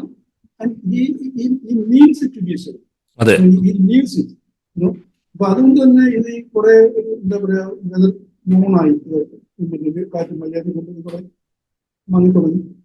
അതുപോലെ തന്നെ ഫീൽ ചെയ്ത് വരാൻ തുടങ്ങി. ഇതാണ് ഈ ലാംഡ് ബ്ലാക്കും എന്തോ ഒരു അഡ്രസ് പക്ഷേ ചെയ്തിരിക്കുന്നു. രണ്ടാമത്തെ അപ്പൊ അതൊക്കെ ഇങ്ങനെ യൂണിവേഴ്സിറ്റി അതോറിറ്റീസ് റിക്വസ്റ്റ് ചെയ്തു അതൊന്ന് റീടച്ച് ചെയ്യാമെന്ന്. അപ്പം അദ്ദേഹം പറഞ്ഞു, ഞാൻ റീടച്ച് ചെയ്യാനില്ല, അതെന്റെ ജോലിയല്ല. നിങ്ങൾക്ക് വേണമെങ്കിൽ ഞാൻ അവിടെ തന്നെ ചെയ്തു തരാമെന്ന് പറഞ്ഞു. ഏത് ഒരു ബിൽഡിങ്ങിന്റെ 4 ചുവരുകളിൽ ഞാൻ ചെയ്തു തരാമെന്ന് ഓഫർ ചെയ്യാണ്. For no remuneration. അത് കുറച്ച് മെറ്റീരിയൽ തന്നാൽ മതി, കൂടെ ജോലി എന്നെ അസിസ്റ്റ് ചെയ്യാൻ സപ്പോർട്ടിങ് വേണ്ടിയുള്ള കാര്യം. അപ്പൊ അതിനെ വലിയ പ്രതിഷേധമുണ്ട്. പ്രതിഷേധമല്ല, ഇതിന്റെ അദ്ദേഹത്തെ പിന്തിരിപ്പിക്കാനായിട്ട് വലിയ ശ്രമം നടന്നു അവിടുത്തെ നാട്ടുകാർ. കാരണം പലതരത്തിലുള്ള നമ്മുടെ നാട്ടിലെ പലതരത്തിലുള്ള ബുദ്ധിമുട്ടുണ്ട്. അത് യൂണിവേഴ്സിറ്റി അതോറിറ്റീസ് എന്തായാലും മുതലെടുക്കുകയാണ്. പൈസ വാങ്ങിയില്ല എന്ന് അറിഞ്ഞുകൊണ്ട് അദ്ദേഹം ചെയ്യിപ്പിക്കാൻ വേണ്ടി അവർ കെണി പിടിക്കുകയാണെന്നൊക്കെ പറഞ്ഞു. അങ്ങനെ അവർ ചെയ്യാൻ പാടില്ല. അങ്ങനെ ഒരു വിഭാഗം. വേറൊരു വിഭാഗം പറയുന്നത് ചെറുപ്പക്കാരായ നിലവാരമാർക്കുള്ള അവസരം നിഷേധിക്കുകയാണ്. പലതരത്തിലുള്ള എതിർപ്പുകൾ ഉണ്ടായി. പക്ഷേ ഇതിട്ട് എന്നോട് പറഞ്ഞ കാര്യം ഇത്രയുള്ളൂ. അവർ പറയുന്നത് ഞാൻ പിന്നെ കാശ് വാങ്ങിയിട്ട് ചെയ്യണം, അല്ലെങ്കിൽ കാശുകാരൻ പെയിന്റ് ചെയ്യാൻ എന്റെ ഗുഡ്വിൽ എക്സ്പ്ലോയിറ്റ് ചെയ്യണം എന്ന് പറഞ്ഞു. എനിക്ക് I can buy canvas and paint in my studio, but who will give me 4 hours to paint എന്നാ പറഞ്ഞു. അപ്പൊ അങ്ങനെ അത്ര പ്രോ ആക്റ്റീവായിട്ട് ഈ കലാ പ്രവർത്തനത്തിൽ കാണുന്ന ആൾ കൂടിയാണ് എഴുതാനാലും. ഈ 2 90-93 ചെയ്ത അതേ സ്ഥലത്ത് ചെയ്ത വീടുകൾ രണ്ടാമത് 16 വർഷം ചെയ്ത വീടുകളുണ്ട്. ഇമേജറിയിലും കണ്ടന്റിലും സ്റ്റൈലിനെ പറഞ്ഞത് ട്രീറ്റ്മെന്റിന്റെ കാര്യം വളരെ സാരമായ വ്യത്യാസം. അടിസ്ഥാനപരമെന്ന് പറയുമ്പോൾ വളരെ സാരമായ വ്യത്യാസം, സബ്സ്റ്റാൻഷ്യലായ വ്യത്യാസം. കാരണം രണ്ടാമത്തേൽ കാണുന്ന ഇപ്പൊ പുതിയ കാണുന്ന കൺസേൺസ് എന്ന് പറയുന്നത് എൻറ്റയർലി ഡിഫറെന്റ് ആണ്. ഒരുപാട് എക്കോളജിക്കൽ കൺസേൺസ് ഉണ്ട്. അതിന് ചുറ്റും നശിച്ചുകൊണ്ടിരിക്കുന്ന പ്രകൃതിയെ പറ്റിയുള്ള ഒരുപാട് ആകുലതകളും പ്രകടിപ്പിക്കുന്ന തരത്തിലുള്ള പിന്നെ ഇമേജറീസ് ഉണ്ട്. പിന്നെ പലതും ഉണ്ട്. ആദ്യത്തേതിനെ പറ്റി പറയുന്ന ശിവകുമാർ പറയുന്നത് വളരെ നല്ലൊരു ഫ്രേസ് ഉണ്ട്. ഇവിടെ പറയുന്നത് it's a paradise for the gestaltist എന്ന് പറഞ്ഞു. എന്റെ ഗസ്റ്റാൾട്ടിസ്റ്റ് പാരഡൈസ്. എനിവേ അപ്പൊ അത്ര അങ്ങനെയായിരുന്നു. അത്ര എന്താ പറയാ ആക്ച്വലി നിശ്ചയായിരുന്നു. ഇപ്പോഴത്തേനും അതിന്റെ അംശം വളരെ ബോധപൂർവ്വം മാറ്റി. എന്നാലും അതുണ്ട്. കാരണം അത് അവിടെ ഓർക്കേണ്ട ഒരു കാര്യം എന്ന് പറഞ്ഞാൽ ഈ ശാന്തനികേതന്റെ ഫിസിക്കൽ എൻവയറോൺമെന്റ് ഉണ്ട്. ആളുകൾ അതുമായിട്ടൊക്കെ കംപ്ലീറ്റ്ലി ഇണങ്ങി പോകുന്ന തരത്തിലുള്ള ഒരു ചിത്ര സമുച്ചയമാണ്. കാരണം ഈ കെട്ടിടം എന്ന് പറഞ്ഞാൽ ചിത്രം അവിടെ ഇല്ലെങ്കിൽ ഒന്നുമല്ല, വളരെ സാധാരണമായ ഒരു കെട്ടിടം, സിംഗിൾ ബിൽഡിംഗ്. ഇത് വന്നതുകൊണ്ട് അതിനെ എലിവേറ്റ് ചെയ്യപ്പെടുന്നില്ല.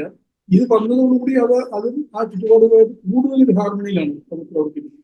പിന്നെ ഈ പറയുന്ന ചുറ്റുപാടുകളോടുള്ള ഒരു പർട്ടിക്കുലർ ആളിന്റെ പ്രതികരണം അല്ലെങ്കിൽ എന്താ പറയാ റെസ്പോൺസ് അതുപോലെ ആ മാറ്റങ്ങളോടും അദ്ദേഹം കണ്ടിട്ടുള്ള ഈ കഴിഞ്ഞ കുറെ കാലത്തെ മാറ്റങ്ങളുടെ ഒരു സംക്ഷിപ്തമായ ഒരു എന്താ പറയാ ഒരു പ്രതികരണത്തിന്റെ ഒരു ഡോക്യുമെന്റേഷൻ കൂടിയാണ് ആ ഇമേജറീസ് എന്ന് പറയുന്നത്.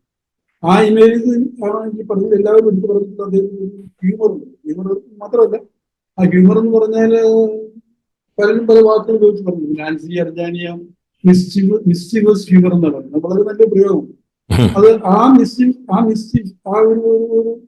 ഒരു ഡെഫയൻസ് ഉണ്ട്. ആ ഒരു എന്താ പറയാ ഒരു ഇറവറൻസ് എവിടെയും എന്തിനോടും ഈ അധികാര പദവിയുള്ള അതുകൊണ്ടും ഞാൻ പറഞ്ഞു പൊസിഷൻസ് അതോറിറ്റി പൊളിറ്റിക്കൽ പവർ ഇതിനോടൊക്കെയുള്ള അദ്ദേഹം രാജ്യത്തിൽ പറഞ്ഞ ഒരു അംശമുണ്ട്. മിത്തോളജിയോടും ഈ ഏൻഷ്യൻ ഡേറ്റീസിനെയൊക്കെ അദ്ദേഹം റീക്രിയേറ്റ് ചെയ്യുമ്പോൾ ഇതേ ഹ്യൂമറോടുകൂടിയാണ് ചെയ്യുന്നത്. അപ്പോൾ ഇതെല്ലാം കൂടി ചേർന്നിട്ടുള്ള ഈ കളക്റ്റീവ് ലൈഫിനോടും ഒരു കളക്റ്റീവ്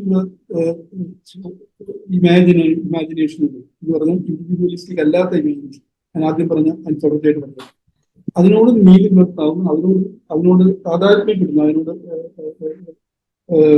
ഐക്യപ്പെടാവുന്ന തരത്തിലുള്ള ഒരു വീക്ഷണം. ചിലപ്പോൾ അദ്ദേഹത്തിന്റെ പേഴ്സണൽ വീക്ഷണം അതാവണമെന്നില്ല, മറ്റു കാര്യങ്ങൾ രാഷ്ട്രീയ കാര്യങ്ങളെ പറ്റിയുള്ള അദ്ദേഹത്തിന്റെ വിഷയങ്ങളും അല്ലെങ്കിൽ വേറെ ആയിരിക്കും. പക്ഷെ ചിത്രങ്ങളിൽ ഈ ഞാൻ പറഞ്ഞത് വിവരങ്ങളെ പറ്റിയാണ്. ഔട്ട്ഡോർ ഒരു എന്താ പറയാ സൈറ്റ് സ്പെസിഫിക് ആയിട്ടുള്ള ഒരു സ്ട്രക്ചറാണ് അവിടെ കാണുന്നതാണ്. പിന്നെ അവിടെ എല്ലാവരും പാർട്ടിസിപ്പേറ്റ് ഈ സൈറ്റ് സ്പെസിഫിക് എന്ന് പറഞ്ഞ് പറയുന്നില്ല, ഇതൊക്കെ ആപ്ലിക്കബിൾ ആണ് ഈ എന്ന് അദ്ദേഹം പറയുന്നില്ല, അദ്ദേഹം ക്ലെയിം ചെയ്യാറുണ്ട്. കാരണം അത് വളരെ സ്വാഭാവികമായ കാര്യമാണ്. അത് സൈറ്റ് സ്പെസിഫിക് ആണ് അത് എടുത്ത് പറയേണ്ട കാര്യമില്ല. അത്രയും. അപ്പൊ അങ്ങനെയുള്ള പല കാര്യങ്ങളിലും ഈ പ്രത്യേക ലേബലിംഗ് ആവശ്യപ്പെടാതെ തന്നെ ഈ ഇതിനെയൊക്കെ ഉൾക്കൊള്ളുന്ന തരത്തിൽ ഒരു വളരെ കോംപ്രിഹെൻസീവ് ആയിട്ടുള്ള ഒരു ആർട്ട് പ്രാക്ടീസ് ആയിരുന്നു ഇതിന്റെ കാര്യം. ആ ആർട്ട് പ്രാക്ടീസിന്റെ ഒരു അവിഭാജ്യ ഘടകം തന്നെയായിരുന്നു കണ്ടംപററി. അത് ഞാൻ വീണ്ടും നേരത്തെ പറഞ്ഞ റെപ്പിറ്റേഷനാണ്. അതായത് കണ്ടംപററി എന്ന് പറഞ്ഞാൽ is not something to be defined in terms of its affinity with the West, which has been conventionally the practice in Indian artists ever since. I mean, this is my personal opinion. And perhaps, I mean, he's maybe one of the very few artists who stands away from that. അസാധാരണമായ വളരെ വളരെ അസാധാരണമാണ്. എന്നാൽ ഈ അസാധാരണ ഒരു തരത്തിലും പ്രകടനമല്ല. അത് തന്നെ, അതാണ് ഒരു എക്സിബിഷനൽസും ഇല്ല, ഒരു ഫ്ലാംബോയൻസും ഇല്ല, ഒരു എന്താ പറയാ പ്രകടനപരിതയും ഇല്ല. അതാണ് ഞാൻ പറഞ്ഞത്. അതുകൊണ്ട് തന്നെ അദ്ദേഹത്തിന്റെ രചനകളും വീക്ഷണവും ഒക്കെ തന്നെ വളരെ കൂടുതൽ തെറ്റിദ്ധരിക്കപ്പെടുക എന്ന് പറഞ്ഞാല് വളരെ റിഡക്ഷനിസ്റ്റ് ആയിട്ടാണ് ആളുകൾ കാണുന്നത്. ഫോക്ക് എടുത്ത് കൈയാളുകൾ അതിന് റിഡിക്കുലസ്. അങ്ങനെ ഒരാളിനെ ഫോക്കിനോടുള്ള ബന്ധം ഇതാണ് ഞാൻ പറഞ്ഞില്ലേ. അദ്ദേഹത്തിന് സ്വാതന്ത്ര്യപ്പെടുത്തി ഫോട്ടോഗ്രാഫി പരമ്പരകൾ അത് വളരെ വ്യക്തമാക്കുന്നുണ്ട്. What exactly was his view of the so-called folk? He never uses the word craft. അപ്പൊ ഇങ്ങനെയുള്ള ഒരുപാട് കാര്യങ്ങൾ വളരെ വളരെ ഡീപ്പർ ലെവലില് രൂപപ്പെടുത്തിയെടുത്ത ഒരു കലാവീക്ഷണമാണ് അദ്ദേഹത്തിന്റെ പത്മരാജൻ. അതായത് ആ വലിയ ജീവിതത്തിനെ കുറിച്ച് സംസാരിക്കുവാനോ അദ്ദേഹത്തിന്റെ സർഗ അസാധാരണത്വത്തിലെ സാധാരണത്വത്തിനെ കുറിച്ച് സംസാരിക്കാൻ ഇത്രയും സമയം പോരാ. എന്നാൽ അപ്പോ വളരെ പക്ഷേ I am thankful to you professor R Nandakumar for the quality time and ഈ വളരെ വളരെ വളരെ ആഴത്തിൽ ആ വ്യക്തിത്വത്തിനെ, ആ സർഗജീവിതത്തിനെ ആഴത്തിൽ സ്വാംശീകരിച്ചിട്ടാണ് നന്ദകുമാർ ഇത്രയും വിശദമായിട്ട് സംസാരിച്ചത്. ദില്ലി ദാലിയുടെ എല്ലാ ലിസണേഴ്സിന്റെയും പേരിൽ I am thanking you for your this quality time. എന്റെ ഒരു പറയൂ. ഞാൻ ഈ പറഞ്ഞത് ഈ വിഷയത്തിന്റെ ഒരു മാഗ്നിറ്റ്യൂഡ് എനിക്ക് തോന്നുന്നത് ഞാൻ പറഞ്ഞത് വളരെ അപര്യാപ്തമാണ്, വളരെ ഇനാഡിക്വേറ്റ് ആണ്. അപ്പം ഞാൻ ഈ പറഞ്ഞതുകൊണ്ട് ആ വിഷയത്തിനെ പറ്റിയുള്ള ഒരു ചെറിയ ഇൻട്രഡക്ഷൻ പോലും പറഞ്ഞത്. So I mean, profound, so vast in its meaning, its implications, and its historical significance. These people have to discover for themselves. Thank you. Thank you, Andu. Thank you.